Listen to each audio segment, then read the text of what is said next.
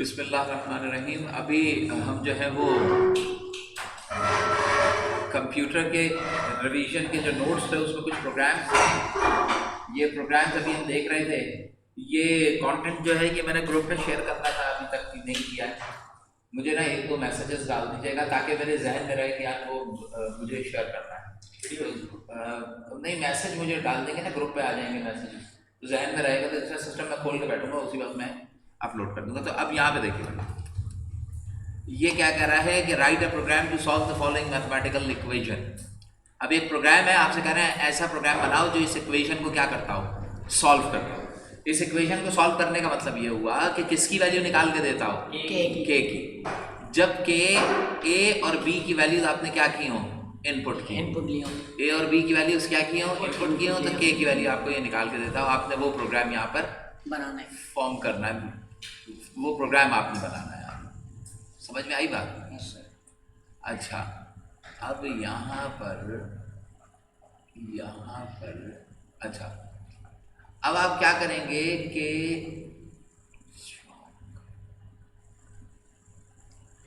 अच्छा बेटा, अब आपने क्या करना है कि हम यहाँ पर ये प्रोग्राम बनाने के लिए, तो जब मैं ये प्रोग्राम बनाने जाऊँगा तो सबसे पहले ये देखूंगा इनपुट्स क्या है। तो इनपुट ए होगा और इनपुट बी होगा। तो इसका अर्थ क्या है, ए और बी ये दोनों आपके पास क्या होंगे, इनपुट्स होंगे। तो जब मैं इन इनपुट्स को एंटर करूंगा तो मेरे पास क्या आएगा, ये रिजल्ट देगा मुझे। तो बताइए मुझे इनपुट्स क्या क्या लेने होंगे, ए और बी, और आउटपुट क्या आएगा, वेरिएबल के में आएगा। तो देखो ये प्रोग्राम बहुत सिंपल सा होगा कि आपने इनपुट्स के लिए वेरिएबल ए और बी ले लिया और आउटपुट के लिए वेरिएबल क्या ले लिया, के। फिर क्लियर स्क्रीन कराएं ना कराएं कोई फर्क नहीं पड़ता, ठीक है ना। हाँ, अब आपने क्या किया, एंटर वैल्यू ए, पहले ए इनपुट लिया, ये स्लैश एन होता है, टी इन्होंने गलत लिखा हुआ है, तो ये स्कैन अप कर लिया, ए में इनपुट आ गया। लेकिन ये नेक्स्ट लाइन के लिए इस्तेमाल किया जाता है, लेकिन चलो ये तो गैप के लिए यूज करना है ताकि डिस्प्ले सामने ही हो। फिर नेक्स्ट, नहीं सही है, ये एंटर वैल्यू लिखने के बाद ए कॉलन के बाद लाइन का गैप आएगा 8 स्पेसेस का, फिर कॉलन कॉमा जो होगा वो ब्लैंक कर रहा हूँ। फिर इसके बाद बी वैल्यू भी इनपुट ले लिया वेरिएबल बी में। जब दोनों वैल्यूज इनपुट आ गई तो अब मैं क्या चीज़ अप्लाई करूंगा, फॉर्मूला। देखिए ये ऑर्डर या सीक्वेंस या एल्गोरिथम कहलाता है कि स्टेप बाय स्टेप कर रहा है। अब इसमें क्या किया, पहले ए को A square minus 2ab minus B square था, तो आपने ए स्क्वायर जगह ए मल्टीप्लाई बाय ए लिखा। इसको अगर आप math.h फंक्शन लिख देते तो आप लिखते पावर ऑफ ए कॉमा 2 लिखते इसको, ये वाली। फिर minus 2 multiply by A multiply by b, और माइनस पावर बी और 2। ये दोनों चीजें जो होती हैं क्या होती हैं, सही है, सेम होती हैं। आंसर के में वही आता जो पहले आता बीच में। अगर आप पावर जो लिखा आपने, लेकिन अगर मैं पावर फंक्शन लिख रहा हूँ तो मुझे math.h की फाइल इंक्लूड करानी पड़ेगी। अच्छा, अब जब ये कैलकुलेट कर लोगे के, तो अब ये कह रहा है प्रिंटिंग रिजल्ट, पहले हेडिंग आई प्रिंटिंग रिजल्ट, और फिर इस हेडिंग के बाद क्या लिखा हुआ आया, the result of equation is, यानी कि के की वैल्यू क्या होगी, वो के की वैल्यू को आपने क्या कर दिया, प्रिंट करा। तो इक्वेशन आपको कैलकुलेट क्या करना था, के ना, सॉल्व एन इक्वेशन का क्या, के की वैल्यू। अगर दिया v is equal to pi by 3 4/3 pi r cube अगर लिखा है, तो इक्वेशन सॉल्व करने का मतलब क्या है कि मैंने इक्वेशन में v की वैल्यू मालूम करनी है। समझ रहे हैं? तो जो लेफ्ट साइड पे वेरिएबल होता है उसकी वैल्यू फाइंड। तो अब ये बताओ, बहुत सारी इक्वेशन दी हुई है, A cube plus 3a square plus 3b cube. अब ये बताइए यहाँ पे वाइट मेन से स्टार्ट किया इससे, पहले आपने इनपुट्स लिए और फिर देखिए ए स्क्वायर को इससे लिखा ए मल्टीप्लाई बाय ए, तो इसको हम ठीक है, ये A multiply by A multiply by B लिखा है इसने, और इसी तरीके से पूरी इक्वेशन लिखी और आखिर में रिजल्ट जो था उसको क्या करा दिया, सेट प्रिंट करा है बेटा। इक्वेशन यहाँ पे इक्वेशन लिखी है ये, इससे वैल्यू ऑफ z कैलकुलेट होगी यहाँ पर, और फिर z को क्या करा देंगे आप, प्रिंट करा। समझ गए? तो मैथमेटिकल इक्वेशन सॉल्व करने का मतलब क्या हुआ, जो राइट साइड पे वेरिएबल्स हैं यूजर से उनकी वैल्यूज इनपुट लो, उन वैल्यूज को फॉर्मूले में पुट करें, वैल्यू कैलकुलेट करें और फिर उसे क्या करा दें, डिस्प्ले करा दें। अगला देखें, अब ये क्वेश्चन दे रहे हैं what is an operator, operator क्या होता है। अब आपसे क्वेश्चन क्या दे रहे हैं, ऑपरेटर क्या होता है, what is an operator. How many types of operators are there in C, C के अंदर कितने तरह के, तो अगर मैं सी में ऑपरेटर्स देखता हूँ, देखिए ऑपरेटर्स खुद क्या होते हैं? Operators defined as the programming ingredient कहलाते हैं ऑपरेटर्स। प्रोग्रामिंग इंग्रेडिएंट, इंग्रेडिएंट का मतलब समझते होंगे आप। तो प्रोग्रामिंग के लवाजमात या प्रोग्रामिंग के अंदर इस्तेमाल होने वाली चीज़ें होती हैं विच मैथमेटिकली और लॉजिकली, जो कि मैथमेटिकली और लॉजिकली इवेल्युएट करेगा। Mathematically addition, subtraction, multiplication, division, और लॉजिकली क्या होगा? And, or, nor, not, greater than, less than, ये सारे लॉजिकल रिलेशन। अच्छा, जब इवेल्युएट क्या करता है कि वेरिएबल्स होते हैं इसके ऑपरेटर के, कांस्टेंट हो सकते हैं या आइडेंटिफायर। आइडेंटिफायर जो होते हैं वो कहलाते हैं नेम ऑफ द वेरिएबल, तो वो हो सकते हैं। समझ गए? सर अरिथमेटिक जो है ऑपरेटर, इसमें वो भी तो आता है ना, मॉड भी है, अरिथमेटिकली है। अब क्या कहता है? In programming the evaluation are performed and decisions are taken because of the utilization of different. ये जो डिफरेंट टाइप के ऑपरेटर्स होते हैं ना, इन ऑपरेटर्स की बिना पे हम क्या करते हैं? डिसीजन लेते हैं। यानी कि जो ऑपरेटर्स होते हैं, इन ऑपरेटर्स की बात की बेस पे आप डिफरेंट मैथमेटिकल इक्वेशंस को क्या कर पाते हैं? सॉल्व कर पाते हैं। अब अगर आपने डिसीजन लेना है तो डिसीजनल ऑपरेटर्स जो होते हैं, लॉजिकल ऑपरेटर्स, रिलेशनल ऑपरेटर्स, वो इस्तेमाल हो रहे होते हैं। तो इसका मतलब क्या? अब मुझे ये बताइए ना, आने वाला नंबर 50 से बड़ा या छोटा? इस चीज का डिसीजन लेगा ना मेरा प्रोग्राम, से बड़ा भी हो सकता है, छोटा भी हो सकता है। इस डिसीजन को इंप्लीमेंट करने के लिए मैं ऑपरेटर इस्तेमाल करूंगा, और वो ऑपरेटर कौन सा होगा? रिलेशनल। ठीक है, तो ये चीज आपके जहन में होनी चाहिए। अब ऑपरेटर्स हैं, ऑपरेशंस हैं, और उनकी एग्जांपल्स हैं। तो बताइए पहला ऑपरेटर कौन सा? अर्थमेटिक है, दूसरा असाइनमेंट है, तीसरा रिलेशनल है, और चौथा लॉजिकल। तो इसी सीक्वेंस में आप याद रखें कि बेसिकली मेजरली आपके पास कितने ऑपरेटर्स होते हैं? 4। एक है अर्थमेटिकल, तो addition, multiplication, subtraction, division arithmetical operators कहलाते हैं। असाइनमेंट ऑपरेटर इक्वल का साइन होता है असाइनमेंट ऑपरेटर, यानी कि a इक्वल्स टू 5 लिख दिया मैंने, तो 5 का साइन हो रहा है वेरिएबल a में, असाइनमेंट ऑपरेटर। सही। Relational operator greater than less then की फॉर्म में होगा, ऐसे greater than, less then, equal. और लॉजिकल जो होगा वो एंड की फॉर्म में होगा या फिर और की फॉर्म में। नॉट भी हो सकता है, लेकिन नॉट यहाँ पे नॉट शायद एक्सक्लेमेशन के थ्रू आता है। ठीक है। असाइनमेंट ऑपरेटर इक्वल ऑपरेटर है, लाइक अगर लिखा हुआ a इक्वल्स टू 5, मैं बताता हूँ पहले ये चीज समझ में आ गई। a के अंदर वैल्यू क्या आ गई? 5। अब आप देखें कि अगर मेरे पास लिखा है a is equal to a plus 5, a is equal to a plus 5, a plus 5। अस्सलाम वालेकुम। हाँ, मुझे याद है, अभी मैं ना ज़रा क्लास में हूँ, कुछ देर में कॉल कर। मैंने क्या कहा?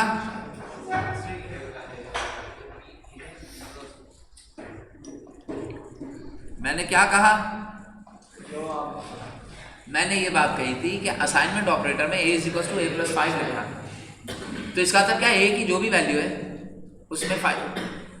थोड़ा पीछे होकर बैठिए, कॉर्नर पे चले जाओ, उधर क्यों, क्या बोल? अच्छा, अगर लिखा a is equal to a plus 5, तो इसका मतलब ये हो गया कि a में अगर 3 वैल्यू पड़ी है, कौन सी वैल्यू? तो 3 में 5 ऐड होगा, कितना हो जाएगा? 8। 8 असाइन होगा फिर किस में? a में। तो ये जो इक्वल का साइन है, ये कौन सा ऑपरेटर हुआ? असाइनमेंट। समझ रहे हैं? जो अंदर खड़ा है a मुझे बता तो लेते, मुझे बता दो। a is equal to a plus 5 लिखा है। अच्छा, इसी इक्वेशन की एक स्मार्ट फॉर्म कहलाती है। Yes sir. वो स्मार्ट फॉर्म क्या कहलाती है कि आप लिखें a प्लस इक्वल टू 5। अब इसको रिसेंबल करेंगे।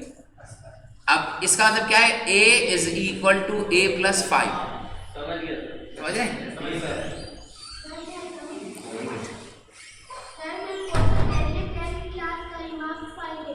रिमार्क्स फाइल उनसे कहिए ना कि मिस नजमा के पास है सर, भेज।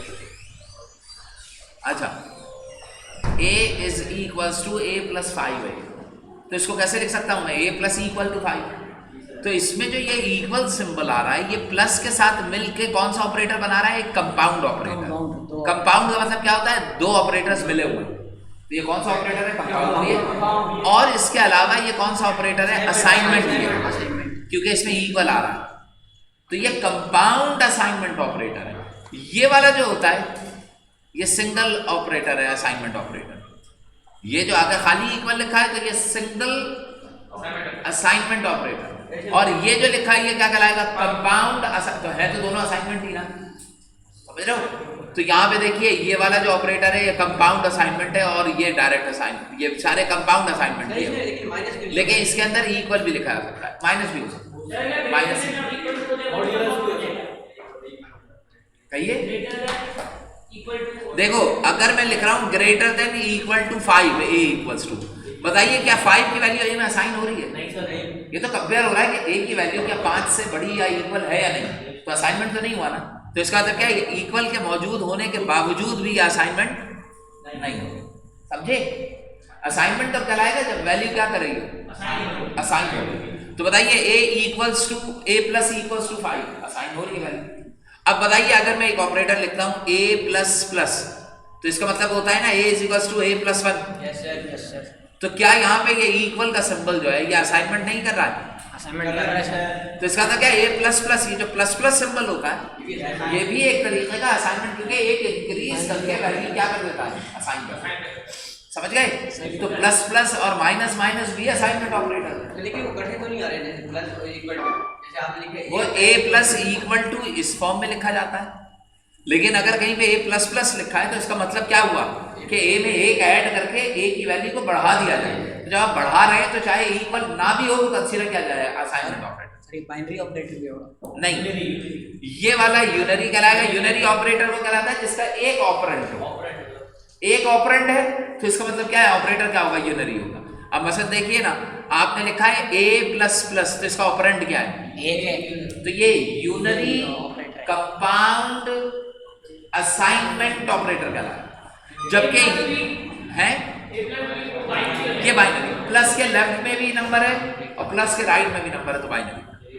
अच्छा अब देखिए दो तरह के, एक यूनरी बताया और एक बाइनरी है। बाइनरी। अच्छा इसी तरीके से एक टर्शरी या टर्नरी ऑपरेटर भी होते हैं।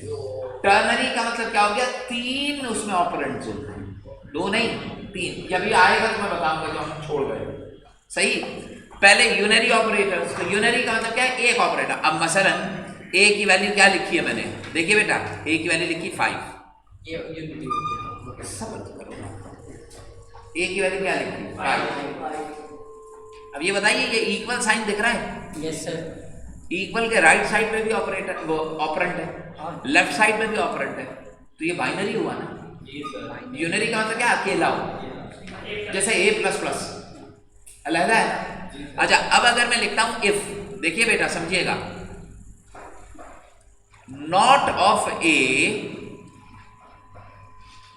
इज नहीं यार क्या लिख दिया? a is not equals to 5। अब ये बताइए ये क्या है? कंपाउंड बन गया। Yes sir. ऑपरेटर कौन सा बन गया? कंपाउंड। कंपाउंड। लेकिन है कौन सा? ये रिलेशनल है, कंपेयर कर रहा है। कंपैरिजन का मतलब क्या है? कि ये कंपेयर का मतलब क्या है? रिलेशन फाइंड आउट करना कि कौन सा बड़ा और कौन सा छोटा, समझ रहे हैं? तो ये कौन सा असाइनमेंट क्यों नहीं है? नहीं मेरा बेटा, इसमें कोई वैल्यू असाइन, ये सिर्फ चेक कर रहा है कि क्या a की वैल्यू 5 के बराबर है या नहीं है, सिर्फ ये चेक कर रहा है। a की वैल्यू तो नहीं चेंज हो रही ना। अगर मैं यहाँ पे लिख लेता a प्लस प्लस, तो ये असाइनमेंट कहलाता है, क्योंकि a की वैल्यू क्या होती है? इंक्रीज। अच्छा यूनिट, हाँ sir a is equal to not 5 है। हाँ sir a is equal to not 5। a equals to not 5। देखिए भाई ये जो नॉट सिंबल आ रहा है ये अप्लाई होता है अपने आगे वाले नंबर के साथ, समझ रहे हैं? किससे अप्लाई होता है? आगे वाले। आप लिखते हैं ना a is not equals to 5, यानी कि ये नॉट जो है वो किसके साथ अप्लाई हो रहा है? इज इक्वल टू के साथ, समझ रहे हो? Yes sir. तो इक्वल समझ में आता है, बराबर है। नॉट इक्वल का मतलब क्या समझ में आता है? बराबर नहीं, बराबर नहीं है। अगर नॉट 5 का मतलब क्या है? तो इसका सेंस ये बनता है 5 नहीं है, नहीं कोई और है। तो 5 के अलावा जो भी नंबर होगा वो लिया जाएगा। लेकिन ये एज सच इसका सेंस नहीं बनता, लिहाजा आप नॉट किसी कांस्टेंट के साथ ना लिखें। बताइए क्यों नहीं होगा? आप वैल्यू ए की चेक कर रहे हैं कि 5 के बराबर है या नहीं, तो कंपेरेबल हुई ना, तो ये रिलेशनल इक्वल टू रिलेशनल या कंपैरिजन ऑपरेटर कहलाता है, समझ रहे हैं? लेकिन इक्वल 2 दफा आ गया तो वो कंपाउंड भी हो जाएगा, लेकिन असाइनमेंट नहीं है। असाइनमेंट कब होगा? जब क्या हो रहा हो, जब वैल्यू क्या कर रही हो, मूव कर रही हो, तब असाइनमेंट करा। अच्छा, incremental operator plus plus, yes sir, और decremental operator decrement operator minus, समझ गए? ये यूनरी है। अब जरा देखें, the operator which requires at least 2 operands, कम से कम जिस ऑपरेटर हो जाए वो बाइनरी कहलाएगा। जैसे कि प्लस माइनस मल्टीप्लाई डिवाइड, ये सारे बाइनरी। ये जो m% होता है, ये वाला सिंबल मॉडुलस का, रिमाइंडर का, ये भी क्या होगा? बाइनरी है। अच्छा ये बताइए, ये रिमाइंडर की प्रेसिडेंस ज्यादा होती है या इन नंबर्स की? रिमाइंडर। पहले रिमाइंडर आता है, फिर मल्टीप्लिकेशन, डिवीजन, एडिशन, सब्ट्रैक्शन। अच्छा, ऑपरेंड्स क्या कहलाते हैं? कांस्टेंट्स या वेरिएबल्स होते हैं जो कि ऑपरेटर के इर्द-गिर्द होते हैं। क्या सर आपने क्या बोला? रिमाइंडर की प्रेसिडेंस सबसे ज्यादा होती है इन चारों में से। नहीं सर, अगर डिवाइड मल्टीप्लाई और ये साथ आ जाए तो जो लेफ्ट साइड से जो पहले हाँ, लेकिन सवाल ये है कि अगर ऑपरेंड में दिया हुआ है ना, तो इसकी प्रेसिडेंस जो m% होता है वो इन तमाम से ज्यादा, मुझे ज्यादा याद पड़ता है। अब पता नहीं, मुझे टेबल याद नहीं है कि टेबल, अगर टेबल में एक साथ लिखें तो फिर तो नहीं, और अगर नहीं है तो फिर अगर अलग से लिखा है तो फिर उसकी, वरना लेफ्ट साइड से ही सॉल्व करते हैं। अगर मल्टीप्लाई और डिवाइड एक साथ आ गए तो लेफ्ट साइड से जो चीज पहले आ रही होगी उसको पहले ऑपरेट करते हैं, समझे? अच्छा, explain operands with example. Operands जो होते हैं वो वेरिएबल्स हो सकते हैं। मसलन मैंने लिखा a + b, तो इसमें a और b क्या है? ऑपरेंड है। 2 + 5, तो इसमें 2 और 5 क्या है? ऑपरेंड है, ठीक है? तो वेरिएबल हो सकते हैं, कांस्टेंट है। आइडेंटिफायर का मतलब क्या हो गया? Name of variable. नेम, तो नेम ऑफ वेरिएबल यहाँ पे असल में नेम ऑफ वेरिएबल ही तो आ रहे हैं, जिसका अर्थ क्या है कि आइडेंटिफायर आप ना भी लिखेगा आप उन दोनों की बेस पे। अब यहाँ पे देखिए, ऑपरेटर प्लस है, a + b वैल्यू किसमें असाइन कर रहा है? c। ये बाइनरी ऑपरेटर है, ऑपरेंड 2 है। ये असाइनमेंट ऑपरेटर है, वैल्यू मूव कर रहा है, समझ रहे? समझ गए? कंपाउंड नहीं है कुछ यहाँ पे। कंपाउंड का मतलब है 2 ऑपरेटर एक साथ, जैसे इक्वल, जैसे प्लस इक्वल टू, ये कंपाउंड ऑपरेटर, समझे? अब एक्सप्रेशंस पूछ रहे हैं आप। एक्सप्रेशंस क्या कहलाती हैं? Expressions collect more operands and operator, यानी कि 2 या 2 से ज्यादा ऑपरेटर या ऑपरेंड। अब मसलन अगर a + b लिखा है तो ऑपरेंड और ऑपरेटर आ गया, तो ये क्या कहलाएगी? एक्सप्रेशन कहलाएगी। अगर लिखा हुआ a++, ये भी क्या कहलाएगी? एक्सप्रेशन। लेकिन वैसे देखा जाए तो इसे इक्वेशन कहना चाहिए। इक्वेशन वो होता है जिसमें इक्वल का साइन होता है, ठीक है? खैर, तो ये एक्सप्रेशन कहलाएगी जिसमें ऑपरेंड और ऑपरेटर दोनों मर्जअप हो जाए तो क्या कहलाएगी? एक्सप्रेशन कहलाएगी। अब जरा देखें आगे क्या करना है। देखिए सबको ही एक्सप्रेशन कह रहा है, ये इक्वेशन कहलाती है जबकि। लेकिन देखिए 5 ऑपरेंट है, 2 भी क्या है? ऑपरेंट, x भी क्या है? ऑपरेंट, प्लस प्लस और डिवाइड क्या है? ऑपरेटर, समझ रहे हैं? और y में मूव, ये आपके पास वेरिएबल होगा जिसमें वैल्यू असाइन हो। अच्छा, एक्सप्लेन द ऑपरेटर प्रेसिडेंस। अब जो ऑपरेटर्स यूज करते हैं उसकी प्रेसिडेंस। हाँ देखिए, एक साथ सही कह रहे हैं, ये एक साथ ही लिखा है, मल्टीप्लाई डिवाइड m%, तो इसका रिमाइंडर, इनकी प्रेसिडेंस हाई होती है और इनकी जो लेफ्ट साइड से पहले आ रहा होगा उसको पहले ऑपरेट, सही नहीं? एक्सप्रेशन लिखी हुई है a × b divided by c + 4। तो अब आप बताइए कि मल्टीप्लाई और डिवाइड के अंदर देखो, अब यहाँ पर देखिए लेफ्ट साइड से, अगर यहाँ पे लिखा होता है a divided by b multiply by c लिखा होगा, तो पहले डिवाइड आ रहा है ना, तो मैं पहले डिवाइड, अगर ये +4 + 2 या -2 लिखा होगा तो मैं पहले इन्हें ऑपरेट नहीं करता, पहले मैं इस पोर्शन को देखता और इसमें भी जो लेफ्ट साइड पे पहले आ रहा होता उसको ऑपरेट कर देता, सही? पैरेंथेसिस जो होते हैं वो सबसे पहले बॉड मैथ्स में आपने पढ़ा होगा, ब्रैकेट ऑफ पैरेंथेसिस सबसे पहले। मॉडुलस ऑपरेटर अभी आपको मैंने बताया 7:2, तो 7% 2 जो होगा इसका क्या होगा? 2 3 6 और 1 7, तो c की वैल्यू क्या आएगी?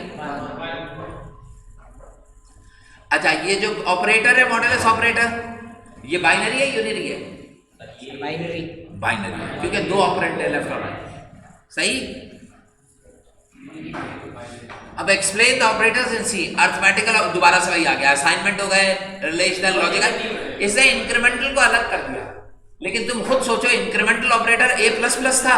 Yes sir. कंपाउंड भी है ये। Yes sir. अच्छा, ये a प्लस प्लस का मतलब क्या है? a equals to a plus 1।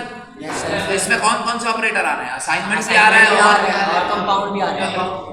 ये वाला कौन सा है? Arithmetical operator. और ये क्या है? असाइनमेंट। मैं इसे कंपाउंड नहीं कहूंगा। कंपाउंड मतलब क्या है? दोनों ऑपरेटर साथ हो, उनके दरमियान में कोई ऑपरेंड ना हो। तो इस हिसाब से इन्होंने इंक्रीमेंट को एक सेपरेट नाम दे दिया। समझे? Arithmetic operator. आगे चलिए। a plus. अब ये इन्होंने मॉड्यूलस और तमाम एग्जांपल्स दे दिए। ये सिंपल सी एग्जांपल्स हैं। एक्सप्रेशन वैल्यूज वेरिएबल्स में स्टोर हो रही हैं, उनको दिखाया गया। अब देखिए, assignment operator use in the combination of arithmetical. भाई assignment operator combination arithmetical operators भी यूज है। देखिए a plus equals to b का मतलब क्या हो गया? सर इसको लिखने का मेथड क्या होता है? ये स्मार्ट है ना इक्वेशन। सर पहले मैं लिखूंगा a, फिर मैं क्या लिखूंगा? इक्वल टू, फिर मैं दोबारा से क्या लिखूंगा? a, फिर क्या लिखूंगा?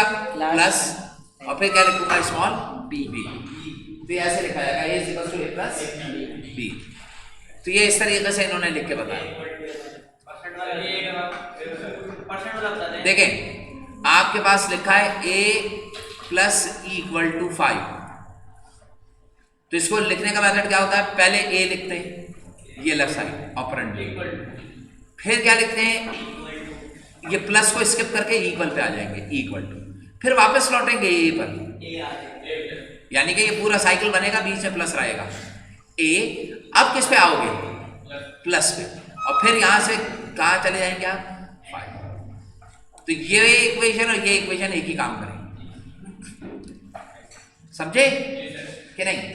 अगर लिखा हुआ है a प्लस b, देखो इधर, प्लस इक्वल टू 7, क्या मतलब? पहले क्या करें? अब वहां पे देखिए वेरिएबल पहले a था, अब वेरिएबल क्या है? a plus b। तो पूरे का पूरा a प्लस बी लिखो, यानी कि मैं कैसे लिखूंगा? a plus b is equal to a plus b plus 7। ये इक्वेशन बनेगी है। लेकिन अब आप मुझे एक बात हाँ, अब जब यहां पे तुम कैलकुलेट कर लोगे, तो कैलकुलेट करने के बाद लेफ्ट साइड पे वैल्यू जानी चाहिए। Yes sir. अब बताओ, वैल्यू a प्लस बी दिया है, तो यहाँ पर तो सिंगल वेरिएबल नहीं होना चाहिए। Yes sir. a plus b का मतलब क्या होगा? a और b को ऐड कर दो, फिर क्या होगा? a और b को ऐड करोगे तो आंसर तो हवा में होगा ना, वेरिएबल में तो नहीं आएगा। और लेफ्ट साइड के ऊपर a प्लस बी लिखा है, कोई वेरिएबल नहीं लिखा है। जानते हैं, एक चीज लिखी है a और एक चीज लिखी है a प्लस बी, इन दोनों में क्या फर्क है जानते हैं? Yes sir. देखिए मैं बताता हूँ, सुनो सुनो सुनो एक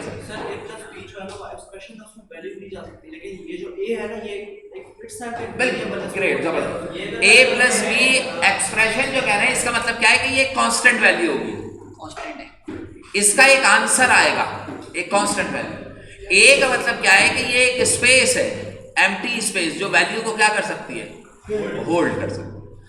तो यहाँ पे देखिए ऑपरेटर्स रिलेशनल के अंदर क्या दिए हैं? Less than, greater than, equal to, not equals to, सारे दिए हुए हैं। और इसके एग्जांपल्स भी इन्होंने मेंशन, देख रहे हैं एग्जांपल मेंशन करने के अंदर क्या है कि अगर रिलेशनल ऑपरेटर्स लॉजिकल ऑपरेटर्स लिखने के लिए आए भी तो आप एग्जांपल्स के थ्रू से मेंशन कर दें। अब यहाँ पे देखिए ये ऑपरेटर्स दिए हुए हैं, एंड लॉजिकल कौन सा ऑपरेटर है? ये एंड ऑपरेटर। उसको लिखा कैसे? 1 if a is equals to b and c is equals to d else 0, ये 1 हटा दें। यानी कि ये कह रहा है, यानी कि एक्सप्रेशन ऐसे लिखी हुई है, a is equal to b and c is equal to d। तब इसका आंसर क्या आएगा? इसका आंसर 1 कब आएगा? जब a और b और c और d आपस में क्या होगा? बराबर। इसमें से कोई भी अनइक्वल हुआ तो क्या होगा? 0। अच्छा, अगर मेरे पास एक्सप्रेशन का आंसर 1 आ रहा है और ये लिखा है a इक्वल्स टू c, क्या लिखा है? a is equal to c, a equal to b और a इक्वल टू c, और आंसर क्या आ रहा है मेरे पास? 1। बताओ a b c के मुताबिक क्या बात करोगे? a भी 1 है, b भी 1 है, वो नहीं, कोई भी सेम है, तीनों की वैल्यू क्या है? ये जो अभी ये बता रहा है कि तीनों की वैल्यू सेम है, ये कहलाती है लॉजिक, जो कि ह्यूमन माइंड में तो मौजूद होती है लेकिन कंप्यूटर के अंदर आपने खुद से डेवलप करनी है। ठीक है, बस यही